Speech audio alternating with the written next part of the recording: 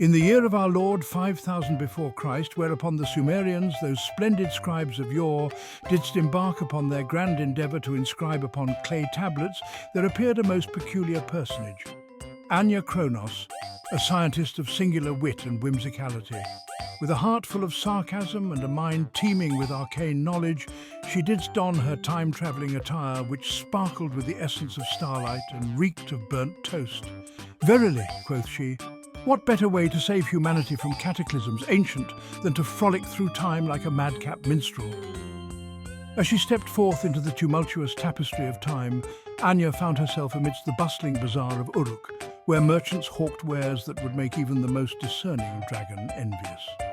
Ah, the sweet scent of commerce mingled with the acrid aroma of impending doom, she mused. For lo, a volcanic eruption was nigh, a fiery beast poised to unleash its molten wrath upon the unsuspecting populace. "A mere Tuesday in my life," she quipped, whilst dodging a particularly aggressive goat that seemed intent on butting heads over some choice figs. With nimble feet and an even nimbler tongue, Anya darted through the throngs of Sumerians who were blissfully unaware of their imminent demise. "Prithee, dost thou not see? The earth doth tremble like a jester at court," she hollered, her voice dripping with irony as she gestured towards the ominous clouds billowing above. Yet they merely chuckled at her antics, for who could take seriously a woman clad in shimmering fabrics that glimmered like fish scales under moonlight? "Fear not!" cried Anya as she conjured forth an enchanted scroll inscribed with spells both silly and sublime. "I shall teach thee truths hidden beneath layers of absurdity."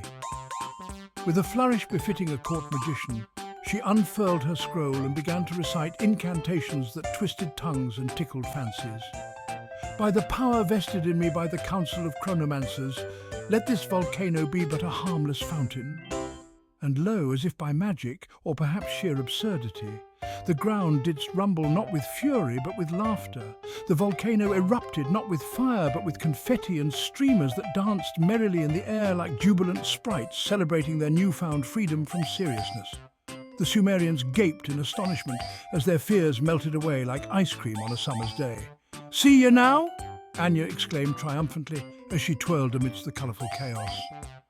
Truth is oftentimes cloaked in folly. One must embrace the ridiculousness to unveil wisdom. She pranced about like a peacock adorned in finery, while imparting lessons on writing and record-keeping, an art form that would one day lead to epic tales and historical tomes filled with both fact and fiction. Yet amidst this revelry came an unexpected twist. A wise old sage approached her, his beard long enough to rival even the most ambitious vine. "Fair lady," he intoned gravely, "thou hast turned disaster into delight. Yet dost thou not fear what may come next?" His eyes twinkled with mischief as he spoke words laden with ancient truths. "Nay," retorted Anya with mock indignation. "For what is life without a sprinkle of chaos, a dash of absurdity?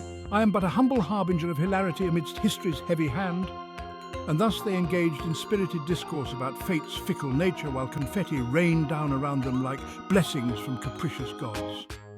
As twilight descended upon Uruk, painting the sky in hues both vibrant and velvety, Anya took her leave, a whirlwind wrapped in whimsy, her mission accomplished for now.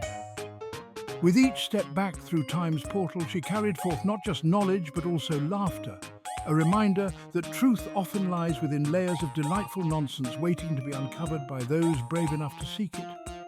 Thus ends this chapter in Anya Kronos' chaotic chronicle, a tale woven from threads both serious and silly, teaching us all that sometimes it takes an absurd adventure through time to reveal profound truths hidden beneath our very noses. In the year of our Lord, 1000 years before the Christ child's coming, lo! The earth didst embark upon a most tumultuous transformation, akin to a raucous revelry of nature's own making. The polar shifts, those capricious capers of celestial bodies, did send forth floods that flowed like the tears of a jilted lover, whilst volcanoes belched forth fiery fury, as if Vulcan himself had taken umbrage at some slight unknown. Anya, our intrepid heroine with hair as wild as the tempestuous winds and wit sharper than a serpent's tooth, found herself amidst this chaotic carnival.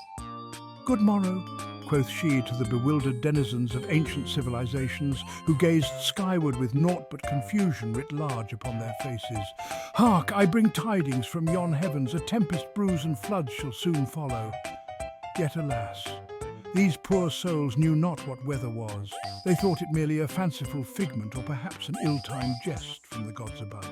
Pray tell, they mused, is this weather thou speakest of akin to the harvest moon? Or perhaps a particularly pungent cheese? With an air of absurdity befitting her station, Anya spun tales so twisted that even the most seasoned bard would blush.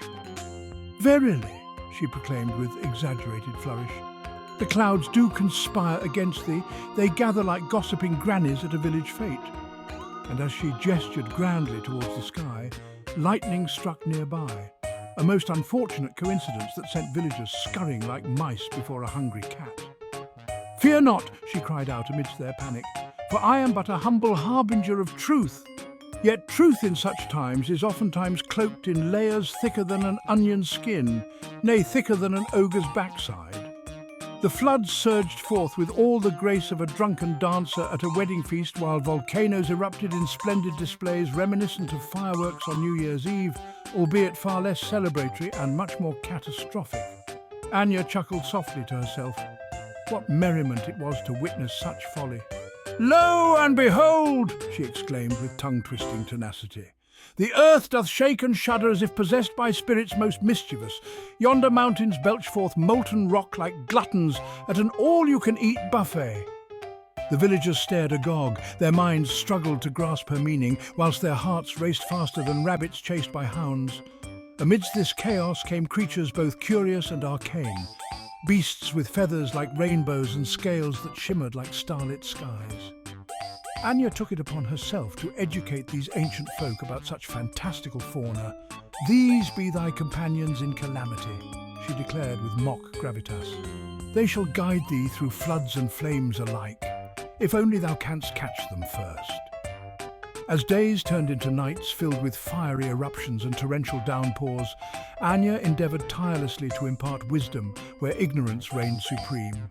Thou must learn, she lectured dramatically whilst dodging falling debris, that nature is no mere plaything for thy amusement. It is a force most formidable, a truth wrapped in riddles and enigmas. And thus did Anya weave her lessons through laughter and lunacy. Each absurd encounter became an opportunity for enlightenment amidst calamity. With every flood that swept away homes and every eruption that painted the skies crimson, she taught them resilience, the art of standing firm when all around crumbles into chaos. At last, as calm returned after nature's wild waltz had waned, Anya stood triumphant amongst her newfound friends, their eyes now alight with understanding rather than fear. They had learned that truth is often hidden beneath layers of absurdity. It requires patience to peel back those layers until one arrives at the core, a lesson worth its weight in gold. In the year of our Lord 500, amidst the tumultuous tides of time, there arose a most peculiar predicament. Anya, a sorceress of sagacious stature and scintillating speech, found herself ensconced within the hallowed halls of Roman and Greek intellects. With a flourish befitting a bard of yore, she commenced her grand exposition on the enigmatic entities known as tectonic plates.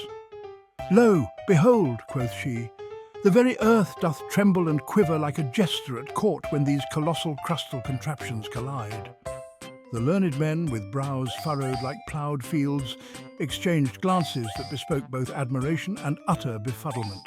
Pray tell, interjected one Roman with a beard as bushy as a thicket, what manner of magic dost thou weave? Forsooth, I see not how such stony shenanigans could stir the heavens. Anya smirked slyly, for she knew well that truth oft danced upon the precipice of absurdity. Ah, but dear sirs, she replied, with an exaggerated flourish of her hand, it is not mere magic, but rather the marvellous mechanics of Mother Earth herself. When these plates do clash and cavort beneath our feet, they unleash cataclysms most catastrophic. With each word that tumbled from her lips like ripe fruit from an overburdened bough, Anya conjured images most vivid, mountains rising like giants from slumber, valleys sinking into despair, and oceans frothing with fury, as if Poseidon himself had taken umbrage at some slight unspoken.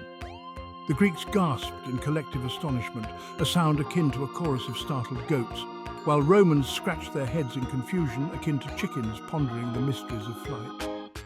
Verily, continued Anya with unabashed enthusiasm, these tectonic titans are but puppets dancing upon strings unseen.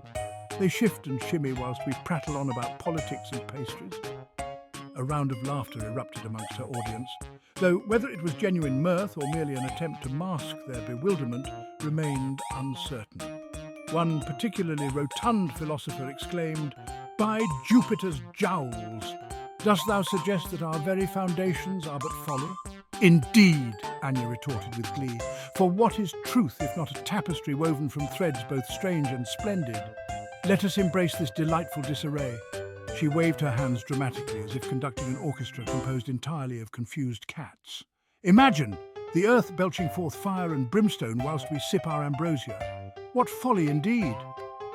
As she spun tales more twisted than a labyrinthine hedge maze, Anya deftly employed alliteration to accentuate her absurd assertions. "Tectonic turmoil triggers terrific tremors."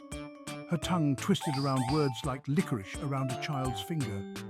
The audience leaned closer, entranced by this enchanting enchantress who dared to unveil the arcane truths hidden beneath their very feet. Yet amidst this revelry lay an undercurrent, a subtle sarcasm laced through her lessons. "Ah yes," she mused mockingly, "let us continue to ignore these seismic shenanigans whilst we debate the merits of toga versus tunic." The Romans chuckled nervously. They were acutely aware that their civilization rested precariously atop these restless plates.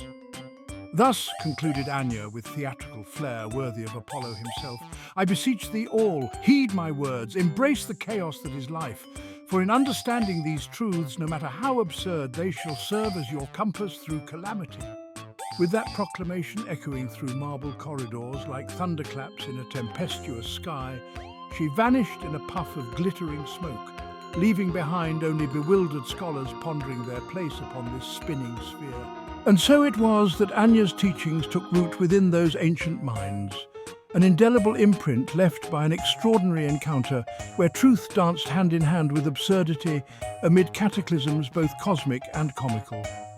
In this curious chronicle of cataclysmic calamities, behold Anya, the audacious arbiter of absurdity, who doth forewarn us of impending pandemonium.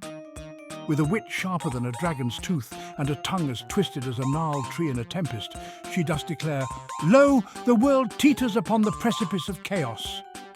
Thus, with mirthful mockery and an arsenal of arcane knowledge, she prepares to enlighten the masses whilst juggling jests like a jester at court. "Gather ye round," quoth she, "for I shall regale thee with tales most tumultuous. Aye, the heavens themselves do tremble at our folly, yet here I stand armed with sarcasm and scintillating truths." Her words danced like fireflies in the twilight, illuminating the dark corners of ignorance where truth oft lies dormant. With each syllable spun from her lips, she conjured visions of calamities both comical and catastrophic. "Didst thou know," Anya continued, with a flourish befitting a bard of yore, "that the very earth beneath our feet hath been known to belch forth flames and fury? Yea, the great Mount Vesuvius once did spit molten rock like an angry chef tossing spaghetti." Her audience chuckled nervously, for what is humour if not a shield against the spectre of doom? Yet within her jest lay profound wisdom, a reminder that nature's wrath is but a heartbeat away. "Now mark my words," she intoned gravely whilst twirling an imaginary moustache. "Should we continue our reckless revelry, dancing upon the graves of our ancestors, then verily shall we reap what we sow. Forsooth, the universe hath no sense of humour when it comes to hubris." And thus did Anya weave her tapestry of truth with threads both vibrant and vexing. With each twist and turn in her tale, Anya summoned forth arcane facts that would make even Merlin raise an eyebrow. "Consider this," she proclaimed dramatically. "The average human doth consume enough pizza in their lifetime to encircle the globe thrice over. Yet here we are, squabbling over trifles, whilst oblivion looms large." Her sarcasm dripped like honey from a comb, sweet yet sticky with reality. As laughter erupted amongst her captivated crowd, Anya seized upon their mirth as fuel for her fiery discourse. Ah, but fear not, for I possess within me the antidote to apocalyptic angst, a potion brewed from equal parts levity and lucidity. She gestured grandly towards an oversized cauldron bubbling ominously in the corner, a mere prop for theatrical effect, but potent nonetheless. Let us embark upon this journey together, she urged with exaggerated enthusiasm. For every cataclysm foretold is but another opportunity to learn, to teach ourselves how not to be complete nincompoops. With each proclamation punctuated by playful alliteration, catastrophic conundrums, and perilous predicaments, she ensnared her audience further into her whimsical web. Yet amidst the absurdity lay profound truths waiting to be unearthed. Remember this, Anya declared solemnly as she donned an oversized wizard hat. Knowledge is power, ignorance is but a fool's errand leading straight into calamity's embrace. And so did she wield sarcasm as both sword and shield against despair, a beacon guiding lost souls through treacherous waters. Thus concluded this chapter of the Cataclysm Chronicles, a delightful dalliance into absurdity where truth reigned supreme amidst chaos. As Anya took her final bow before an audience enraptured by laughter and enlightenment alike, one could not help but ponder. Perhaps it is through humor that we may indeed save civilization from itself.